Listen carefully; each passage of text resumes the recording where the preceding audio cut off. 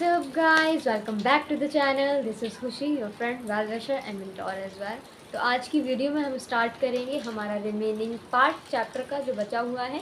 आज हम कवर करेंगे statutory corporation and government company. उसके बाद बचेंगी एमएनसीज, तो उसको हम नेक्स्ट पार्ट में कंप्लीट करके चैप्टर को कर देंगे समाप्त। तो बिना डिले किए सबसे पहले चलते हैं वीडियो की तरफ। तो देखो, सबसे पहले हमें पढ़ना है स्टैट्यूटरी कॉर्पोरेशन होता क्या है। तो बेटा, स्टैट्यूटरी कॉर्पोरेशन वो पब्लिक सेक्टर एंटरप्राइज होता है जो किसी पर्टिकुलर एक्ट या लॉ के थ्रू बनाया जाता है। मैम क्या मतलब है? बेटा, किसी लॉ के थ्रू पास होता है, एक्ट के थ्रू बनाया जाता है। क्या लिखा होता है उस एक्ट में, क्या कैसा लॉ होता है, क्या होता है? बेटा, उस लॉ में जो कॉर्पोरेशन हम बना रहे होते हैं, जो स्टैट्यूटरी कॉर्पोरेशन बना रहे होते हैं, उसके पावर्स लिखे होते हैं, फंक्शंस लिखे होते हैं, रूल्स एंड रेगुलेशंस लिखे होते हैं, कैसे उसे काम करना है, क्या उसका वर्किंग स्ट्रक्चर रहेगा, ये सब डिफाइन होता है उस पर्टिकुलर लॉ में। मैम एग्जांपल, बेटा LIC ले लो, RBI ले लो, ये क्या आते हैं? स्टैट्यूटरी कॉर्पोरेशन के अंडर आते हैं। इनका कंट्रोल बेटा ये गवर्नमेंट के अंडर ही आते हैं। कंट्रोल इनका खुद का होता है, रेवेन्यू इनका खुद का होता है, लेकिन ये कहीं ना कहीं गवर्नमेंट के अंडर ही काम कर रहे होते हैं। दूसरी बात, सेपरेट लीगल एंटिटी होती है, बिजनेस अलग है, ओनर अलग है। देखो क्या लिखा हुआ है, A statutory corporation is a public enterprise that is created by a special act of parliament or state legislator। क्या है? पब्लिक एंटरप्राइज है जो किसके थ्रू बनाया जाता है? एक्ट ऑफ पार्लियामेंट या फिर स्टेट लेजिस्लेचर के through. This act define its powers, functions, rules and regulations. क्या डिफाइन होता है इस एक्ट में? पावर्स क्या है, क्या फंक्शनिंग है, रूल्स क्या है, किस रूल्स पे काम करेगा, कौन से रेगुलेशंस के साथ काम करेगा। It is a body of corporate, meaning it has a separate legal existence. बेटा, सेपरेट लीगल एक्सिस्टेंस है, प्रॉपर्टी खरीद सकता है, किसी कॉन्ट्रैक्ट के अंदर आ सकता है, खुद पर भी केस हो सकता है और दूसरे पे भी कर सकता है। आए समझ? Example, LIC, life insurance corporation of India, reserve bank of India, air India. ये अभी स्टैट्यूटरी कॉर्पोरेशन में नहीं है, लेकिन पहले था, और state of bank of India अभी अर्लियर स्टैट्यूटरी कॉर्पोरेशन में गिना जाने लगा है। आए समझ? इसके बाद नेक्स्ट टॉपिक आ रहा है हमारा features of statutory corporation. Ma'am characteristics क्या है, क्या क्या चीज़ें हमें इसमें देखने को मिलती है, हम क्या क्या पढ़ेंगे स्टैट्यूटरी कॉर्पोरेशन में। तो देखो, सबसे पहला पॉइंट लिखा हुआ है क्रिएटेड बाय लॉ। बेटा, स्टैट्यूटरी कॉर्पोरेशन लॉ के थ्रू क्रिएट होता है। ना तो कोई इजी फॉर्मुलेशन नहीं है कि 2 लोग मिले, 4 लोग मिले, 10 लोग मिले और फॉर्म हो गया। नहीं, किसके थ्रू बनाया जाता है? एक लॉ के थ्रू बनाया जाता है। तो कहाँ से पास होता है? पार्लियामेंट से या फिर स्टेट लेजिस्लेचर से। देखो क्या है, it is established by passing a special act in the parliament और state legislature. The act defines the powers, duties and structure of the corporation.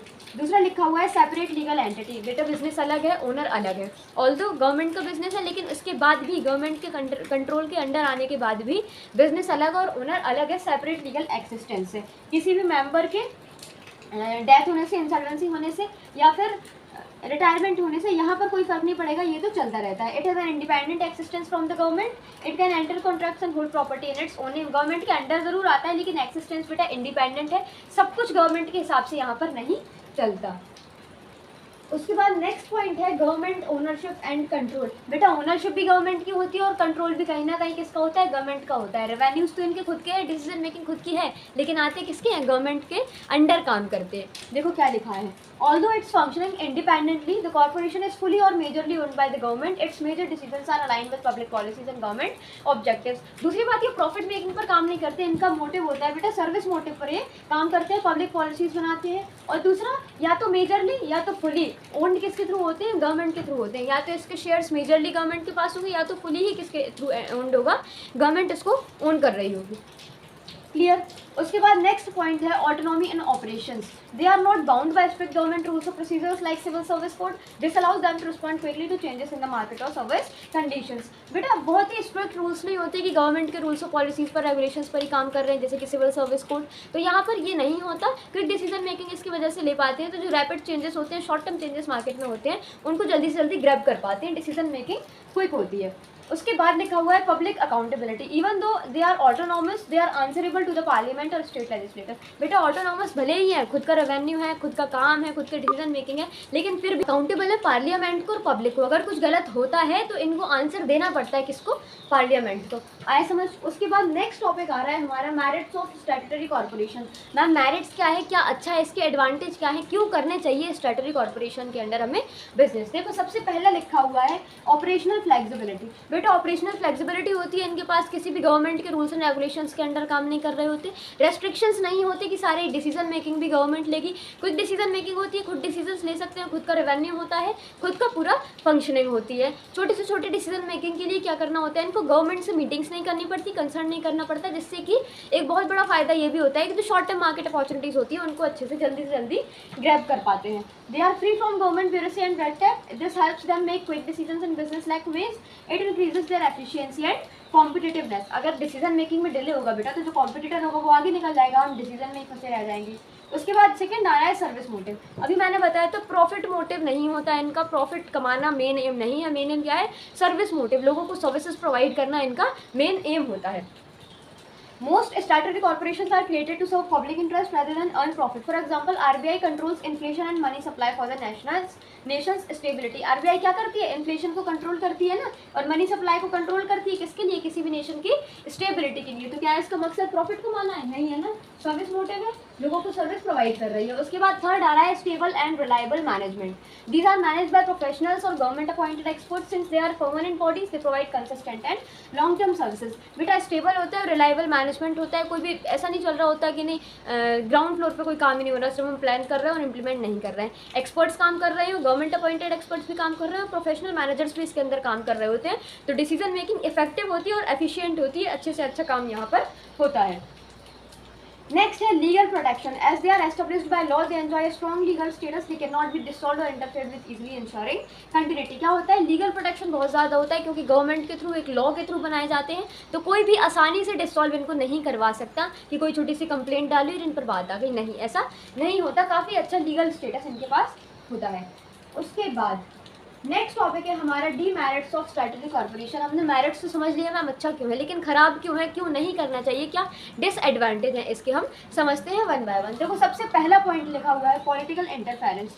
Despite autonomy, ministers and bureaucrats sometimes interfere in decision making. This reduces their efficiency and delays critical decisions. देखो क्या होता है, although operational flexibility है, लेकिन इसके बाद भी क्योंकि गवर्नमेंट के अंडर आते हैं तो कभी कभी गवर्नमेंट इंटरफेरेंस ज़्यादा होता है। जो गवर्नमेंट अपॉइंटेड एक्सपर्ट्स होते हैं वो कभी कभी इंटरफेयर करते हैं, समटाइम मतलब कभी कभी ऐसा होता है, बाकी सारे ही टाइम ऐसा नहीं चलता, लेकिन फिर भी कभी कभी इंटरफेरेंस देखने को मिलता है। उसके बाद आ रहा है rigid structure. Any change in powers, structure और functioning requires an amendment to the act, this makes the system inflexible and resistant to quick reforms. बेटा स्ट्रक्चर बहुत रिजिड होता है, ऐसा नहीं कि मन किया उठाया और बदल दिया कोई भी काम। अगर कोई भी फंक्शन चेंज होगा, कोई भी स्ट्रक्चर काम का चेंज हो रहा होगा तो एक्ट में अमेंडमेंट होंगे, चेंज होंगे बेटा वहाँ पर, तो टाइम लगता है, ठीक है।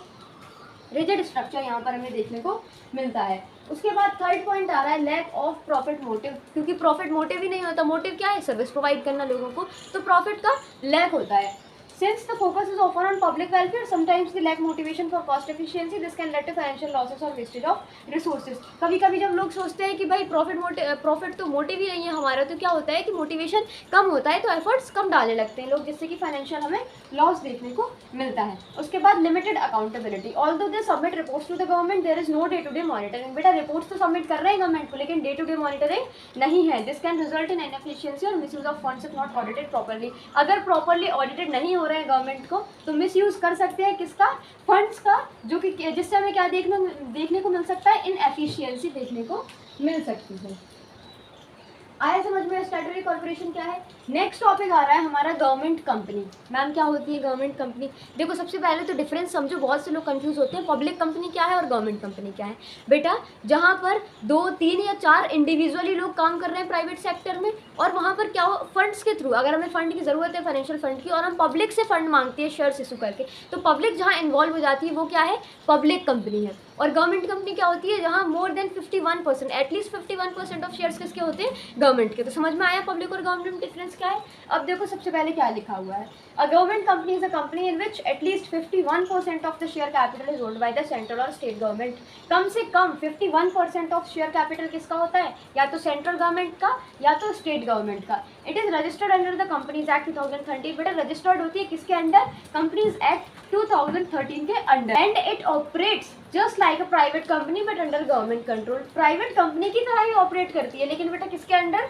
गवर्नमेंट कंट्रोल के अंडर काम करती है। Although the government owns the majority of shares, the company is manage like a normal business enterprise and can take independent decisions. भले ही 51% ऑफ शेयर्स किसके हैं? गवर्नमेंट कंपनी के, लेकिन डिसीजन मेकिंग इनका खुद का होता है। प्राइवेट सेक्टर की तरह ही एक्शन करते हैं, प्राइवेट सेक्टर की तरह ही काम करते हैं, नॉर्मल बिजनेसेस के तरह चलते हैं ये।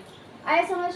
नेक्स्ट टॉपिक है हमारा features of government company. Ma'am characteristics क्या है, क्या क्या देखने को हमें मिल रहा है? तो सबसे पहला पॉइंट लिखा हुआ है मेजॉरिटी गवर्नमेंट ओनरशिप। बेटा मेजर जो मेजॉरिटी शेयर्स होते हैं किसके होते हैं? गवर्नमेंट के होते हैं। ओनरशिप मेजॉरिटी किसकी होती है? ओनरशिप की होती है। मैंने पहले ही बता दिया था 51% ऑफ शेयर्स एटलीस्ट किसके होंगे? गवर्नमेंट के होंगे, वही लिखा हुआ है। A government company is one in which at least 51% of share capital is held by the government. The remaining shares may be held by private individuals और इंस्टीट्यूशंस। जो रिमेनिंग शेयर्स हैं बेटा वो किसी प्राइवेट इंडिविजुअल के भी हो सकते हैं या फिर किसी इंस्टीट्यूशन के भी हो सकते हैं। This ensures government control over major decisions. जो मेजर डिसीजंस होंगे कंपनी के वो कौन कंट्रोल करेगा? गवर्नमेंट। उसके बाद नेक्स्ट पॉइंट है फॉर्म्ड अंडर कंपनीज एक्ट। बेटा जो गवर्नमेंट कंपनी है वो ऐसे ही फॉर्म नहीं की जा सकती जैसे कि पार्टनरशिप हो गया, 2 लोग 4 लोग इकट्ठे हो गए और फॉर्म हो गई, नहीं। कंपनीज एक्ट के अंडर जब तक ये रजिस्टर्ड नहीं होती तब तक गवर्नमेंट कंपनी नहीं कहलाती। अंडर कंपनीज एक्ट 2013 इसको रजिस्टर करना पड़ता है, ठीक है। These companies are registered under the companies act 2013। They are treated like any other private और public company under corporate law. This gives them a flexible and dynamic structure. कैसे करती है? नॉर्मल प्राइवेट या पब्लिक कंपनीज जो होती हैं corporate law के अंदर वैसे ही ट्रीट की जाती है, कोई अलग से स्पेशल ट्रीटमेंट इनके लिए नहीं होता। जिससे क्या होता है? डायनामिक स्ट्रक्चर और फ्लेक्सिबल होते हैं। थर्ड पॉइंट लिखा हुआ है इंडिपेंडेंट लीगल एंटिटी। मैम क्या मतलब है? Like private companies they are separate from the government legally, they can own assets, enter contracts and sue और be sued in their own name. Government से अलग होती है बेटा लीगली, सेपरेट लीगल एंटिटी। ऐसा नहीं है कि गवर्नमेंट का ये सब कुछ, गवर्नमेंट अलग है, बिजनेस अलग है। भले ही मेजर जो शेयर्स है वो गवर्नमेंट के हैं, लेकिन उसके बाद भी गवर्नमेंट अलग है और बिजनेस अलग है। Mixed management. Government companies are managed by a board of directors. The board may include government officials as well as industry experts. Mixed management होता है क्योंकि गवर्नमेंट भी होती है और प्राइवेट इंडिविजुअल्स भी होते हैं। तो कई बार क्या होता है कि कंपनी में जो बोर्ड ऑफ डायरेक्टर्स होते हैं उनमें कभी कभी गवर्नमेंट के ऑफिशियल्स भी बैठे हुए होते हैं। नेक्स्ट आ रहा है लेस गवर्नमेंट प्रोसीजर्स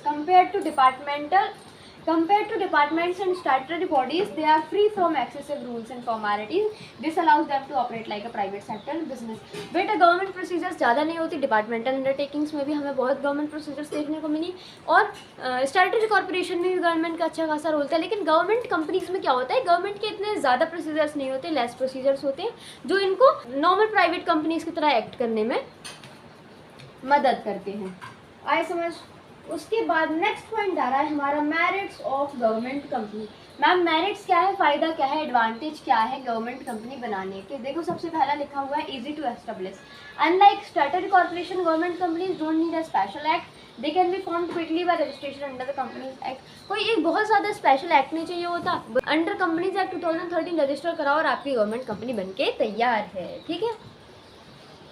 उसके बाद next are professional and efficient operations. Being free from most government rules, they can use modern management techniques, they can hire talented professionals and introduce technology easily. बेटा government से बहुत free होती है, government के rule से free चलते हैं और मॉडर्न मैनेजमेंट और टेक्निक्स को यूज़ कर सकते हैं, टैलेंटेड प्रोफेशनल्स को हायर करते हैं और नई नई टेक्नोलॉजीज के साथ इजीली काम करते हैं। आए समझ?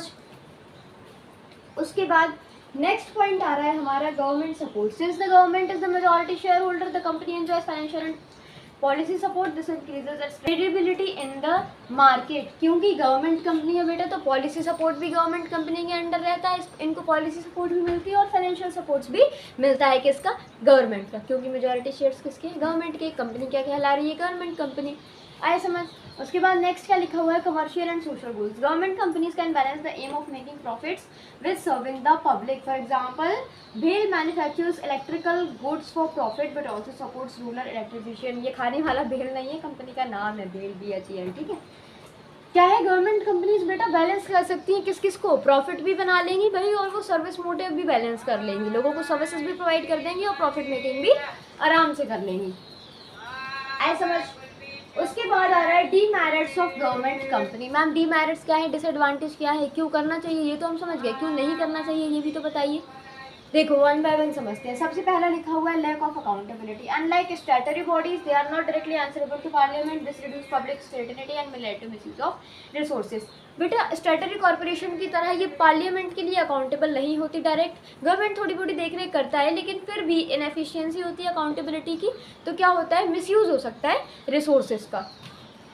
उसके बाद नेक्स्ट पॉइंट लिखा है political interest. Despite being formed under the companies act, politicians of मिनिटेक्स may interfere in their working, this affect autonomy and professionalism. बेटा किसके थ्रू बनाई जाती है, कंपनीज एक्ट के थ्रू बनाई जाती है। तो जो पॉलिटिशियंस होते हैं, हमेशा ऐसा नहीं चलता, लेकिन फिर भी कभी कभी पॉलिटिशियंस जो होते हैं वो इंटरफेयर इनमें करते हैं, तो पॉलिटिकल इंटरफेरेंस भी हमें कभी कभी देखने को मिलता है, ये भी एक डीमेरिट है। आए समझ।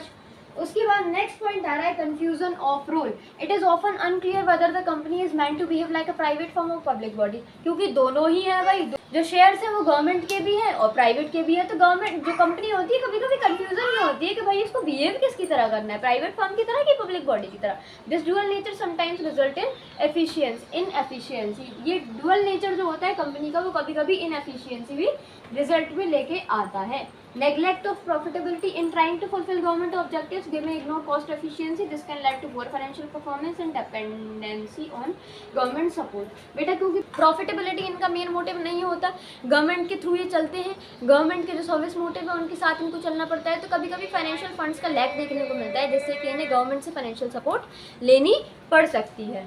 आए समझ।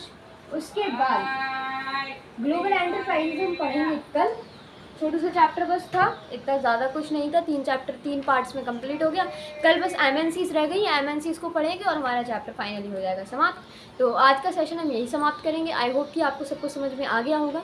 अगर फिर भी कोई डाउट हो तो let me know in the comment section, I will fix it out. तब तक के लिए अगर वीडियो पसंद आई हो तो वीडियो को लाइक करना, शेयर करना, चैनल को सब्सक्राइब करना। मिलते हैं कल एक नेक्स्ट वीडियो में नेक्स्ट टॉपिक के साथ। तब तक के लिए keep smiling, keep growing and keep glowing. Thank you for watching. Tata, bye bye.